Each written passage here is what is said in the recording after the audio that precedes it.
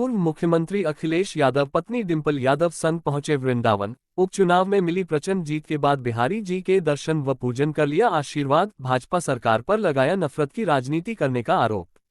सपा के राष्ट्रीय अध्यक्ष एवं प्रदेश के पूर्व मुख्यमंत्री अखिलेश यादव रविवार की रात बांके बिहारी की शरण में पहुंचे। यहां मैनपुरी से नवनिर्वाचित सांसद व पत्नी डिंपल यादव के साथ बांके बिहारी दर्शन कर आशीर्वाद लिया। सेवायत गोपी गोस्वामी के आचार्यत्व में सपा प्रमुख ने विधिवत रूप से बांके बिहारी के समक्ष दीपक जलाए।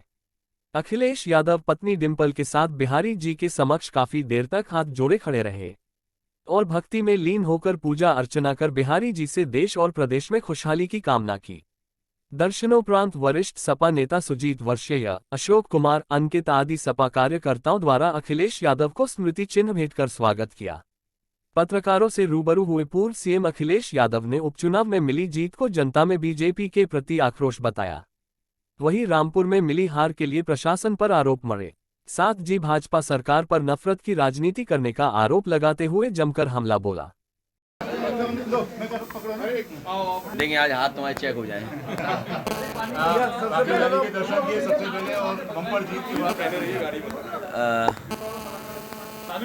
दर्शन मैं पहले भी करने आया था चुनाव से पहले, और वृंदावन पहली बार नया आया हूँ मैं।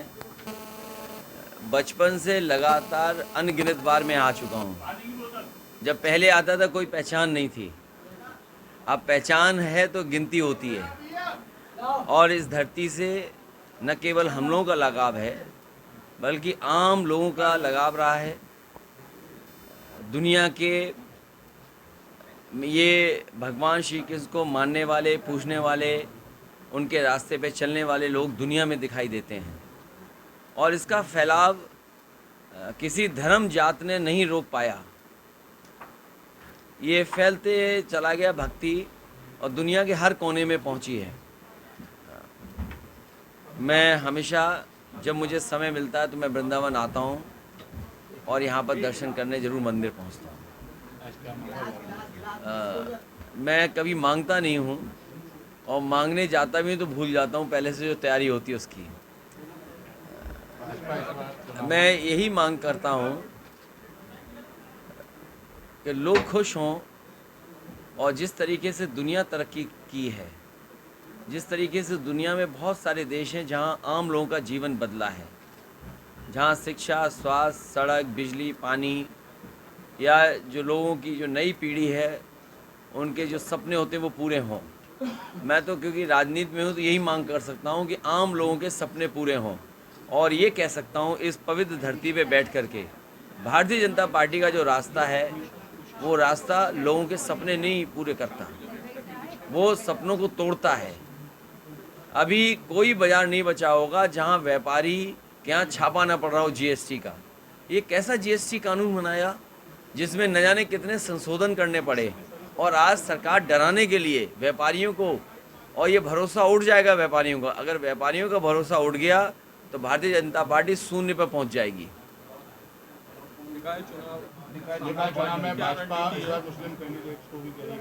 देखिए, भाजपा नफरत फैलाने वाली पार्टी है। इस धरती ने तो प्रेम और प्रेम का संदेश दिया है। इस धरती का संदेश तो यही है, और प्रभु श्री कृष्ण जी का यही संदेश रहा, लोग जोड़ें, आपस में मिलके रहें, मिलजुल की संस्कृति हो। भाईचारे का संदेश रहा, लोग जोड़ें, आपस में मिलके रहें, मिलजुल की संस्कृति हो, भाईचारे की संस्कृति हो, एक दूसरे का हम सम्मान करें। लेकिन भारतीय जनता पार्टी का रास्ता अलग है। वो नफरत करके राजनीति करना चाहते हैं, वो लोगों को लड़ा के राजनीति करना चाहते हैं, वो कुछ लोगों को अमीर बनाना चाहते हैं और सबको गरीब बनाना चाहते हैं। जिस समय इन्हें वोट चाहिए था, चना दे रहे थे, रिफाइंड तेल दे रहे थे, नमक दे रहे थे, गेहूं दे रहे थे। वोट मिल गया, सब साफ कर दिया इन्होंने। जिन्होंने सपना दिखाया था नौजवानों को हम नौकरी रोजगार देंगे, आज नौजवान भटक रहा है नौकरी रोजगार के लिए, और उसका आपने नाराज़गी देखी। अभी मैनपुरी में नाराज़गी देखी, और आपने खतौली में नाराज़गी देखी। रामपुर तो बेईमानी की इन्होंने, केवल इसलिए कि उन्हें जीतना है, अधिकारियों को लगा के, पुलिस फोर्स लगा करके वोट नहीं पड़ने दिया और जीत लिया चुनाव। तो ये समय आता है, खराब लोग हमेशा रहे धरती पर, और उनका अंत होता ही होता है। मायावती कह रही हैं कि रामपुर और मैनपुरी में विकसित हो। देखिए, मायावती जी क्या करेंगी मैं उस पर कुछ नहीं कहना चाहता हूँ, लेकिन बहुजन समाज पार्टी को सब लोग समझते हैं। बाबा साहब भीमराव अम्बेडकर जी का जो सपना था, मान्यवर काशीराम जी का जो रास्ता था, उस रास्ते से बहुजन समाज पार्टी भटक गई है। उस रास्ते से भटक करके किसी और रास्ते पे जा रहे हैं। मैं समझता हूँ मान्यवर काशीराम जी को मानने वाले और बाबा साहब भीमराव अम्बेडकर जी का सिद्धांत पे चलने वाले लोग बहुजन समाज पार्टी को छोड़ देंगे। चाचा भतीजे साथ रहेंगे। ये रहेंगे और आने वाले समय में आप साथ साथ देखेंगे। लगातार हमला कर रहे हैं। देखिए, उनकी बात मत करो, वो कहीं उनके बारे में क्या बात कर रहे हैं। निकाय चुनाव में समाजवादी पार्टी पूरी जिम्मेदारी से चुनाव लड़ेगी और मैं आपसे बड़ी जिम्मेदारी के साथ कह सकता हूँ, जहाँ जहाँ भारतीय जनता पार्टी के मेयर हैं, नगर पालिका के अध्यक्ष हैं, वहीं डेंगू है। जहाँ पर भारतीय जनता पार्टी के नगर पालिका के अध्यक्ष हैं, वहीं गंदगी है। कूड़े का अभी तक कोई निस्तारण नहीं कर पाए, नालियों को अभी तक ठीक नहीं कर पाए। जो सरकार नाली न ठीक कर पाए, कूड़ा का इंतज़ाम न कर पाए, और तब जब हमसे आपसे स्वच्छ भारत के नाम पर सेस लेकर के कूड़े का इंतज़ाम के लिए पैसा लिया, यही यमुना नदी साफ़ होनी चाहिए थी। समाजवादी पार्टी ने एक रास्ता निकाला था कि यहाँ पर एक सबसे सुंदर रिवर फ्रंट तैयार करें, और इन्होंने अभी तक रिवर फ्रंट को आगे नहीं बढ़ाया। तो ये जो गंदगी है, कूड़ा है, ये बड़ी समस्या है जो भारतीय जनता पार्टी इसको सुधार नहीं सकती। चाचा जी को क्या जिम्मेदारी?